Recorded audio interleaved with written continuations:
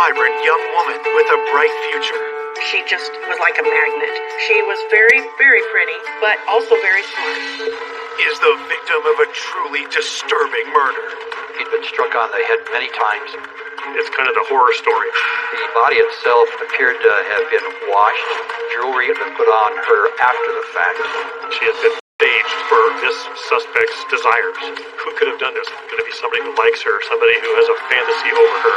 Detectives hunt for a deranged killer. We noticed bloody palm print. Police had collected about 100 different print impressions. We could be looking for a serial killer. Just when it looks like justice may never be served. It was extremely frustrating. A stunning discovery points to a murderer in their midst. When I found out who it was like, are you kidding? Nobody could believe it.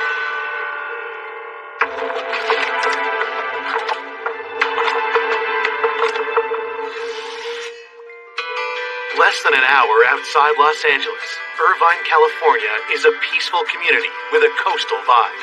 Irvine is very, very pretty. It is pretty much the hub of Orange County. The ocean's only 10 minutes away, and this is where everybody wanted to be. Irvine has always been considered to be a very safe city and has not been known for violence. On May 14th, 1979, Irvine's sense of safety is shattered when a man calls 911 to say he can't get a hold of his 22-year-old girlfriend, Savannah Anderson.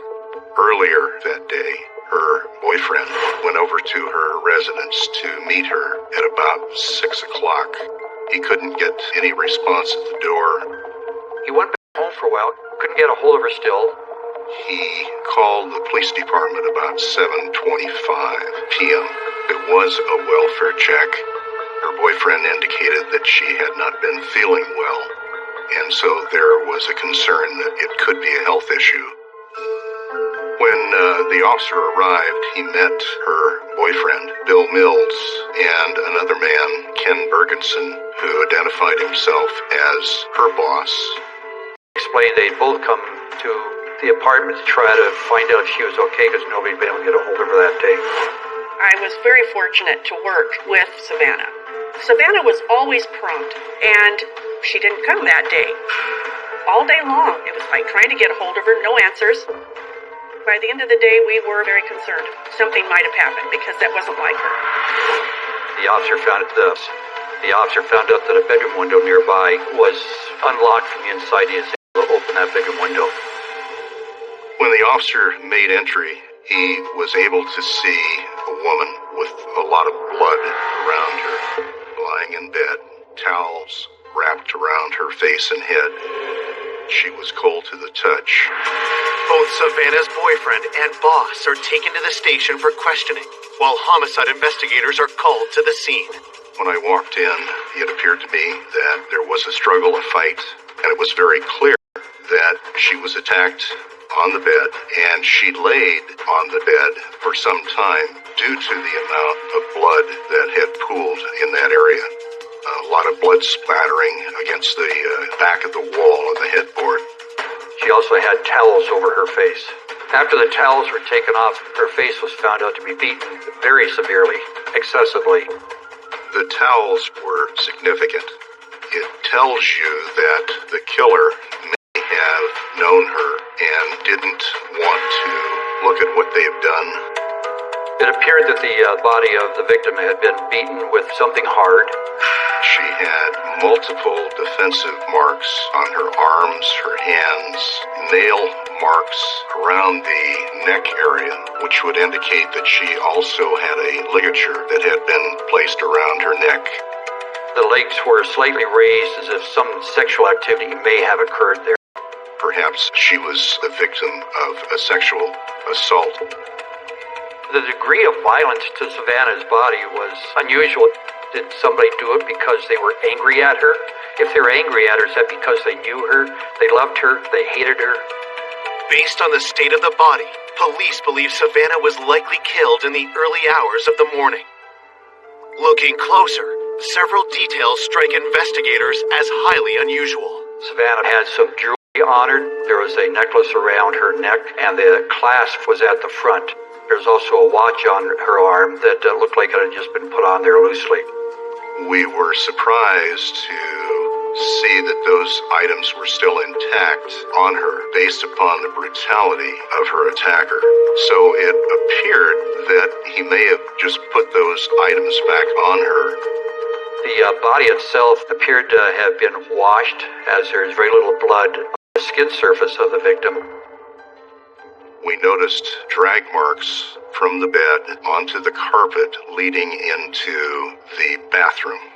Inside the bathroom, there was diluted blood with water around the sink area and also the bathtub. The bed that was staged for this suspect's desires. And I think that was important to get an idea of what this type of person was willing to do to Savannah's body, put things on her, put clothes on her, whatever. It was very unusual for any type of murder, in my opinion. It looks like somebody wanted to make it look like she was fine and nothing was wrong. Police find some important clues the killer left behind. We noticed bloodied palm print leading from the bedroom into the bathroom. Palm prints are identifiable just like fingerprints. There were smudged, bloodied fingerprints on the toilet seat. They were basically the only way that we'd be able to find out who the killer might have been. There was no DNA at the time. Detectives find no murder weapon or any sign of forced entry. We made the determination that the killer may have been known by Savannah and let him in through the front door. Another theory was through an unlocked open window. After finishing up at the scene, detectives break the news of Savannah's death to her loved ones. The parents lived in Utah. When I spoke to Savannah's mother on the phone, she was devastated by this. It was her only child. It's probably hard for most people to realize, first of all, what it's like to lose a child, let alone the only child you have. Savannah's mother said Savannah had made a collect call to her about 10 o'clock the previous day on Mother's Day evening. They had talked on the phone for about 2 hours. Savannah was very happy, good mood. That must have made it even more so difficult. When I found out what had happened to Savannah, we were all totally shocked. My heart just hurt so much. How very sad this beautiful young lady, her life was gone.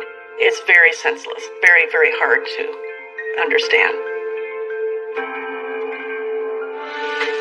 Born in 1956, Savannah Anderson grew up in Salt Lake City, Utah, and had big dreams. She was 22 when she moved to Irvine. She came here looking for a better opportunity. She was very independent, and she wanted to do it on her own. I met Savannah when she was working here for Commercial Credit. Savannah was a secretary for the operations manager. She just was like a magnet. She was very, very pretty.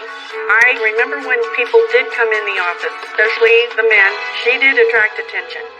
Savannah was flattered, but she did have a boyfriend, Bill Mills, whom she met 3 months after moving to California. She was more of a private person into herself as far as not one to just open up and tell everybody what she was doing. She was definitely on the shy side and just crushed and so hurt. My first thought was just how tragic this was. I just can't imagine. It's kind of the horror story. Who could have done this? Could it be somebody close to her, somebody who knows her, somebody who likes her, somebody who has a fantasy over her? When you have a brutal killing like Savannah's case, detectives immediately looked for the people that are close to her, her boyfriend. The fact that Bill, the boyfriend, was the one that called the police, is he innocently calling the police here because he doesn't know that something had happened to her? Or is he the one who may have done it, so he contacted the police to say, gee, something might be wrong, with the hopes that the police will go ahead and discover the crime, and then say, well, it can't be the boyfriend because he called us here. Could it be almost a way out to try to point the finger away from you? It's just something you have to look into. Coming up, police question the grieving boyfriend to see if he has something to hide. His attorney advised him not to take a polygraph. And detectives uncover more suspects. Why is he here now at this time? That was suspicious. Somebody was lying. Another crime turns the investigation on its head. This individual was responsible for 5 murders. Perhaps she was the victim of this killer. And the perpetrator's identity leaves everyone in shock. It was absolutely devastating when we found out who it was.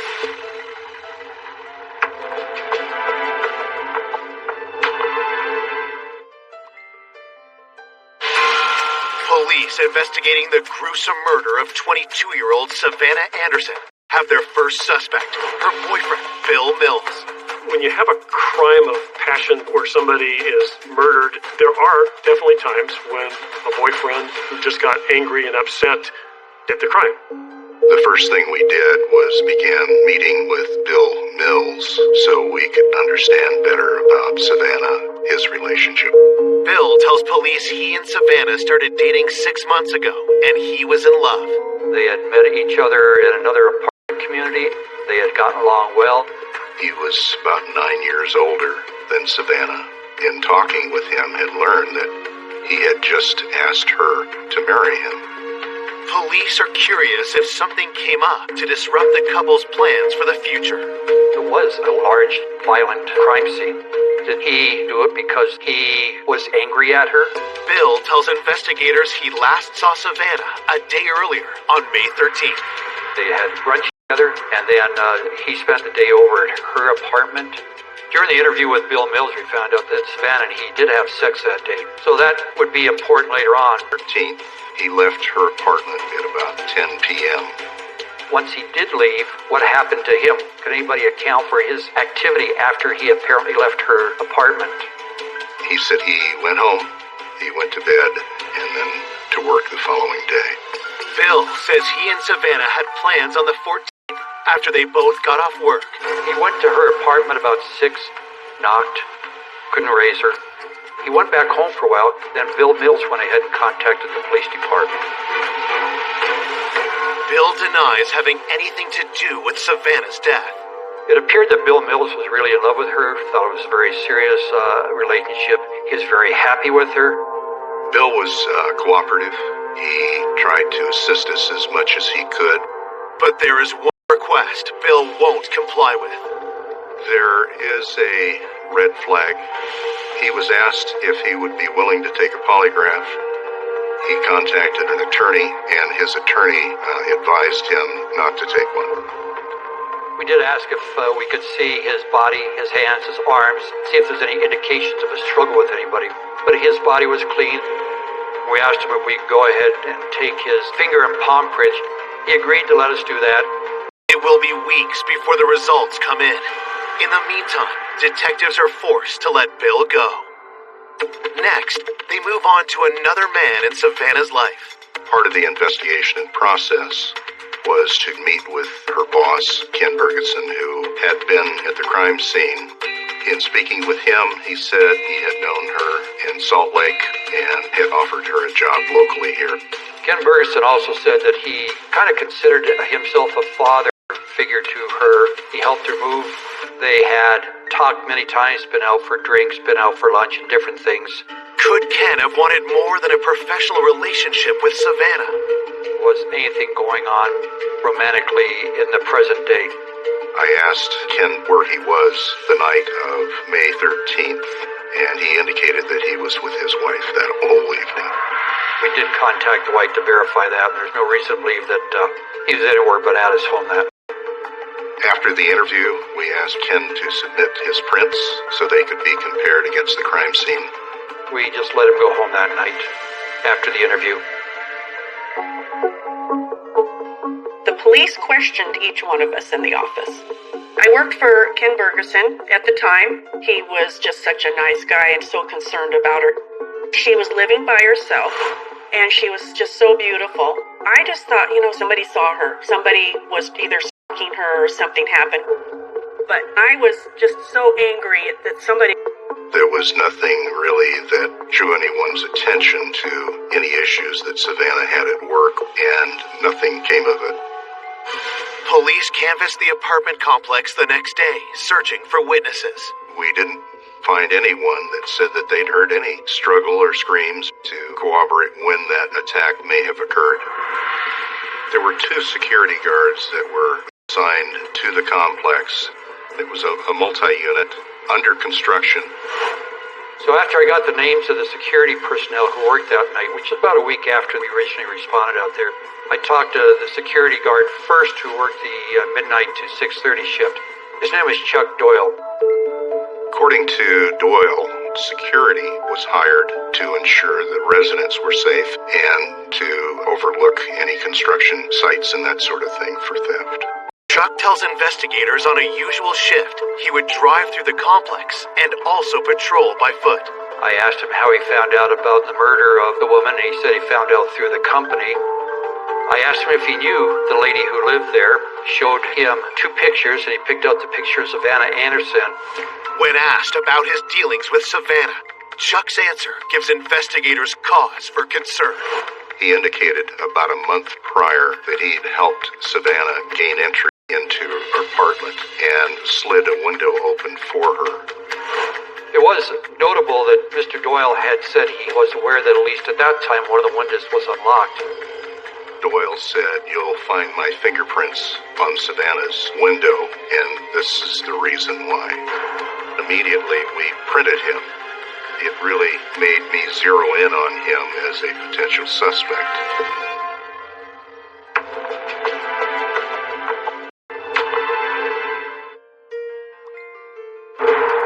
A week after Savannah Anderson was found bludgeoned to death in her bed, security guard Chuck Doyle has drawn suspicion after admitting that his fingerprints are likely on her unlocked window.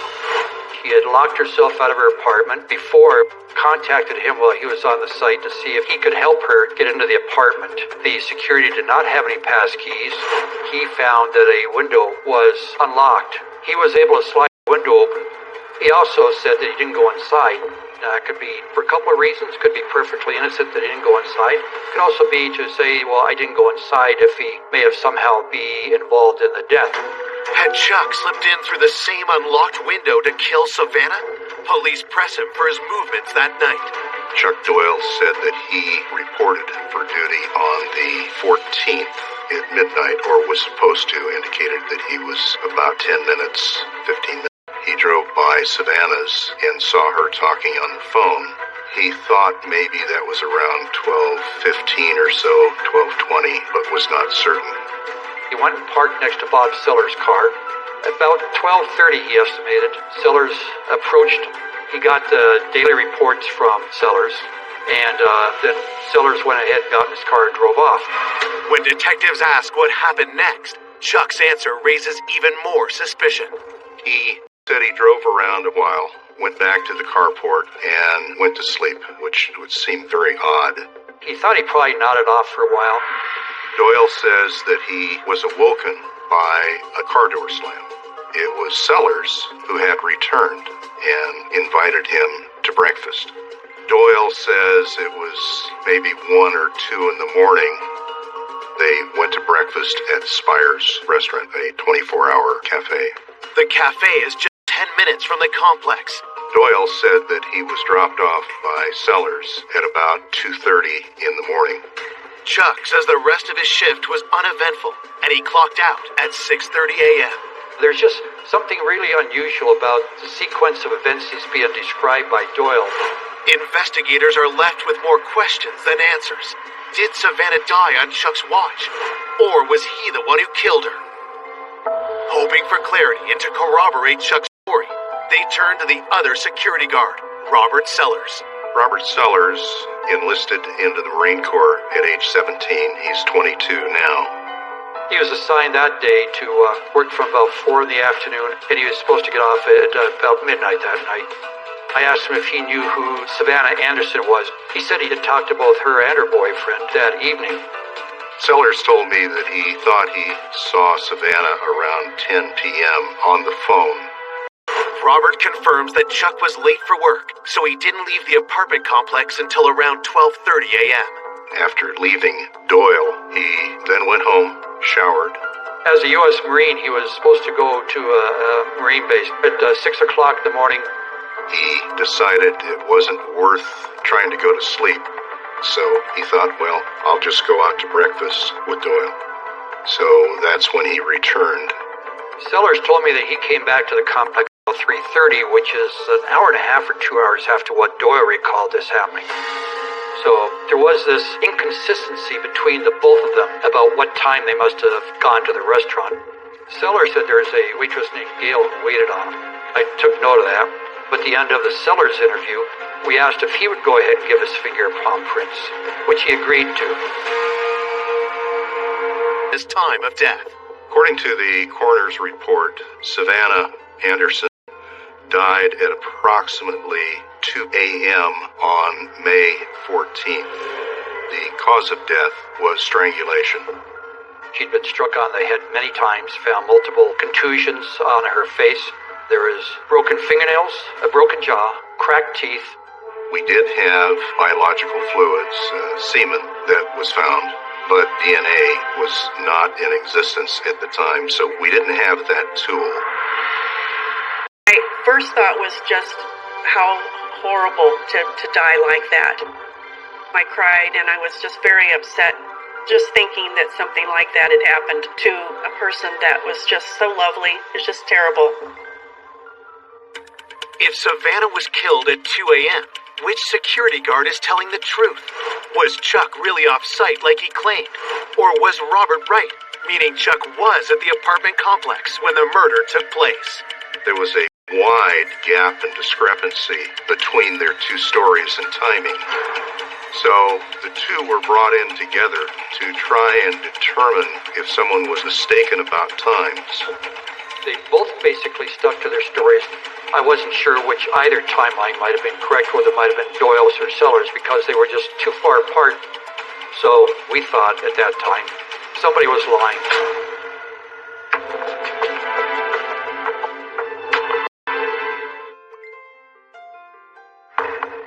Detectives are investigating the disturbing murder of Savannah Anderson. The two security guards from her apartment complex are unable to agree where they were at 2 a.m. when Savannah was killed. The timing is very sketchy between what Doyle says and what we learned from Sellers. This is raising a lot of flags to me because why don't they know where they were and what time they were? Going over time discrepancies, Doyle said, "Well, I slept. I could be mistaken. I'm not sure." So Sellers seemed to be more credible time-wise. According to Robert Sellers, Chuck was on duty at 2 a.m., and the pair only went to Spire's restaurant around 3:30 a.m. I asked one of the patrol guys to go ahead and try to contact any waitress there that might have been named Gail to see if she recalled the security guys coming in there at all. They weren't able to find a Gail that worked at the Spire's restaurant, so we could not identify that particular part of the story. It looked like the best chance of us determining who the suspect was going to be through the fingerprint and palm print evidence left behind. At this time, we already had fingerprints and palm prints from the boyfriend, Bill Mills, the boss, Ken Burt. If we can find out if any of those were the palm prints, that's going to be the resolution of our case. We'd be able to determine who had done it. So we sent them away with high hopes that we're going to be able to resolve the case once we get the results back. While waiting for the results, investigators dig deeper into Savannah's life, hoping something will point to her killer. Savannah seemed to be a very likable person who had, from all reports, a good mind, good IQ, personable, funny, one that you would be very happy to have as a daughter. She was very sweet, very sophisticated, quiet. She had very strong values and morals. You know, she was just not one of those that was going to be out looking for trouble. Just how she went and how young she went, it's so tragic. Our world is, it's cruel. We interviewed neighbors. Savannah had been at the apartment complex about 6 weeks. Her contacts, friends, were very limited. What I learned through investigation was Savannah had moved deliberately for the safety of having security on the premises. She really wanted a place that felt safe, and the fact that they had security, she loved that aspect of it. She felt really good about where she was going. 2 months after Savannah's death, police received the results of the finger and palm print analysis from the scene. I was really hoping we heard back from the crime lab that it's going to be one of the guys we'd already talked to. In terms of identification and finding and identifying that individual, was everything. None of the prints that came back were any of the fingerprints submitted from the bloody finger and palm prints. Really disappointing. Couldn't figure out why. It seemed like there should have been somebody in there that was responsible for it, yet the crime lab is telling us that these weren't the responsible parties at all. We thought we had some viable suspect, but we're told, nope, it's not them. Well, now what? Wow. The results mean Savannah's boyfriend, her boss, and the 2 security guards are all cleared. I was very discouraged, but thought, okay, we just haven't come across the perpetrator. He's out there. We'll find him. We'll identify him. I feel comfortable with that based on the palm print. Detectives immediately looked for people in the area that maybe had criminal histories. They looked at people that had been arrested after that for similar type of break-in crimes. And if they had any suspicions whatsoever, they would get their palm print and their fingerprints, and they'd compare them to the crime scene prints and then rule them out if they didn't match. 3 months after the crime, police had collected about 100 different print impressions. To work through this. With the case threatening to turn cold, detectives refuse to quit and take the case in a chilling new direction. After going through potential suspects that were eliminated through the palm print, we began to examine that Savannah Anderson may be the victim of a serial killer known as the Bedroom Basher. This individual was responsible for 5 murders in the Orange County area at the time. With a population under 2 million people, the number of attacks in a matter of months is troubling, and the similarities striking. He would target young lone females between 17 and 35, ground floor apartments, open windows, open doors. Once inside, he would bludgeon, strangle, and sexually assault the females. So Savannah certainly fit that MO. And so we had to take a real strong look at perhaps she was the victim of this individual who had not been identified. We could be looking for a serial killer.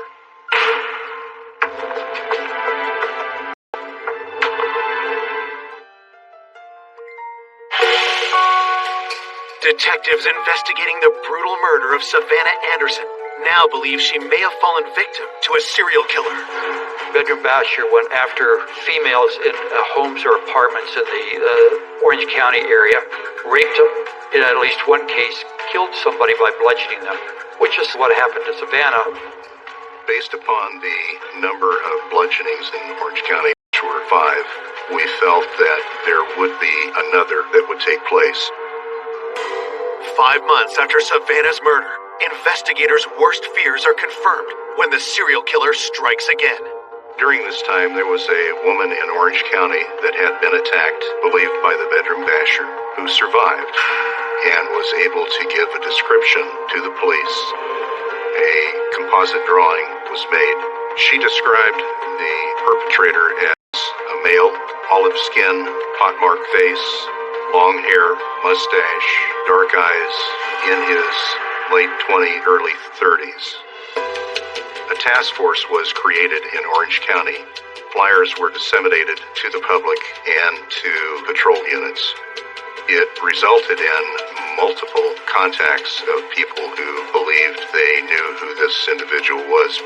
Unfortunately, none of those resulted in apprehension of the individual.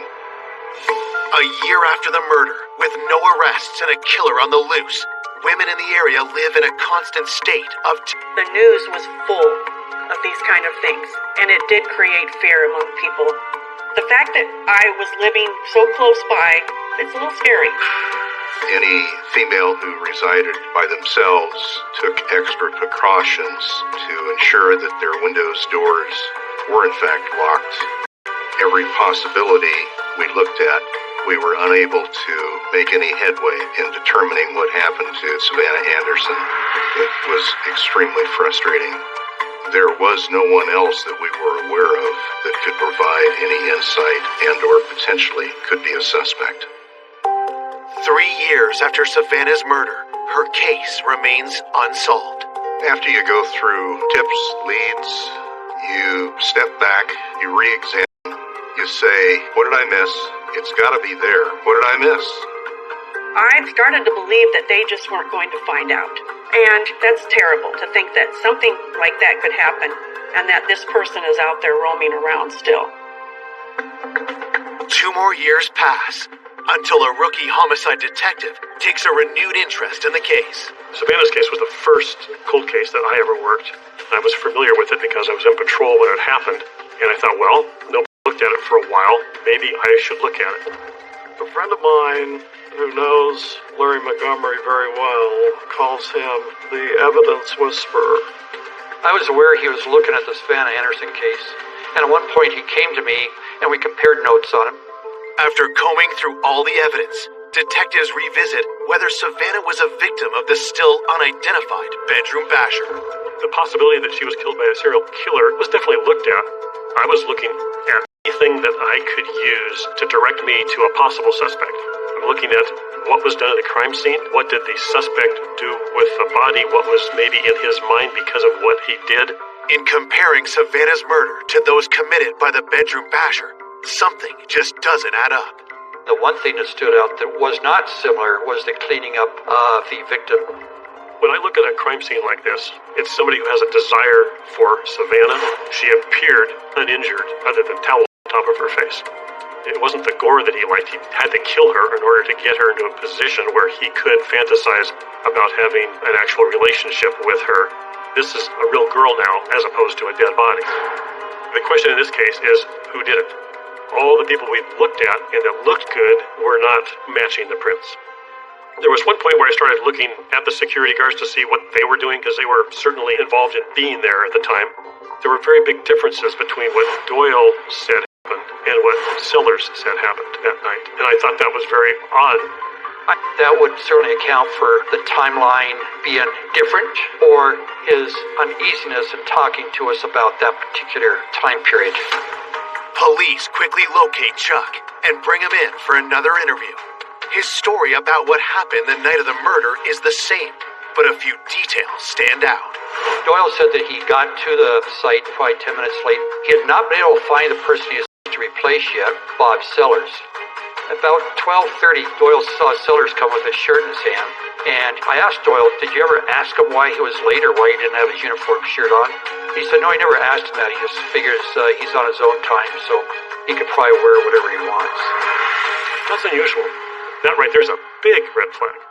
That's not the only thing that raises alarm bells. Doyle said that Sellers had commented about wanting to have a drink with Savannah. He thought she was very attractive. Detectives asked Chuck Doyle if Robert Sellers ever confided anything else to him. Regarding the relationship between Doyle and Sellers, they weren't buddies.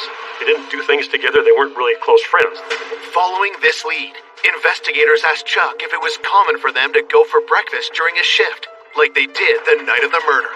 They never did that before, so why is Sellers there on a night when he's supposed to leave soon to go to work at the Marine base, saying, hey, you want to go get something to eat? It didn't seem to fit, but I had the paperwork that shows that he had been exonerated.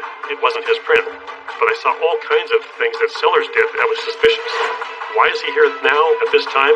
It all fits if he came back and did something with the body at that time. It all made sense, time-wise. And that's when I decided we need to find those prints again and see if we matched them properly.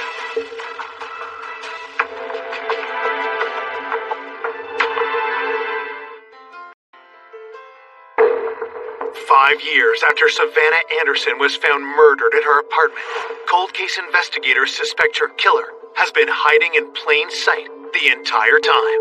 I've got a suspicion that this guy, Robert Sellers, might be the guy because there's too many lies or mistakes. He's already been exonerated, and I didn't believe the exoneration. We need to find somebody who's better than our sheriff's department, who's best in the world that we can get. Robert's prints and the ones found at the crime scene are rushed to FBI headquarters. The FBI discovered that some parts of the palm print were so thick with blood that it became a negative. It was the opposite of what it should be because of the thick blood. The thick blood looked like the ridges when really they were the valleys of the print. The FBI reanalyzed the palm print and compared it to prints obtained from Robert. The next day, the fingerprint lab at the FBI was able to identify in about 24 points of identification a positive we have to arrest him now. Sellers, at the time that he was arrested, was living in a mobile home up in Brea at the police department. He was presented with evidence that his prints are, in fact, in the blood there. He didn't come forward right away, but very quickly, after he had some lies, he did admit that he did everything that we thought he did. He was obsessed with her.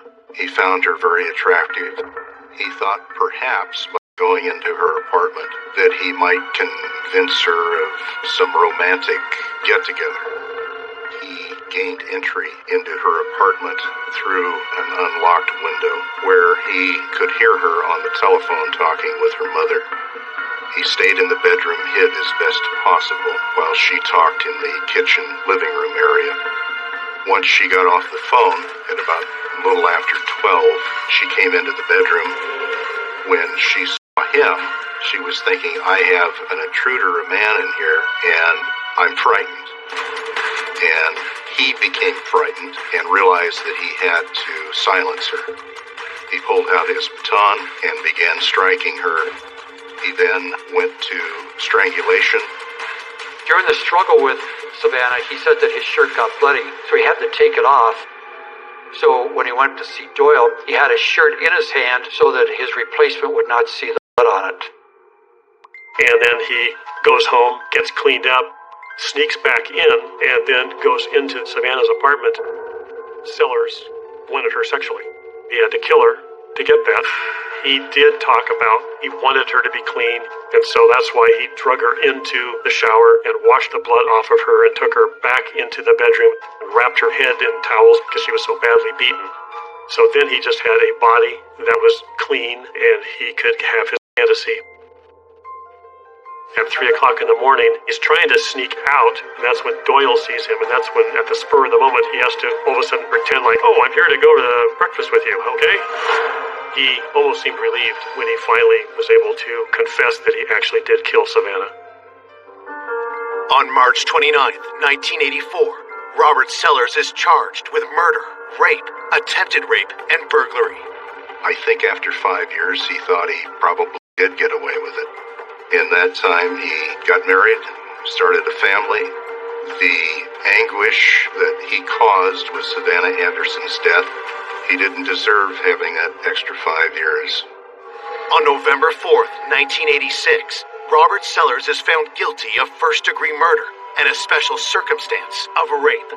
But his lawyers win his appeal. Is that the prosecution could not prove that she was alive during rape changed the verdict for a life without possibility of parole. Instead of a retrial, prosecutors offer Robert a deal. He accepts to avoid the death penalty and pleads guilty to first-degree murder. He is sentenced to 25 years to life in prison.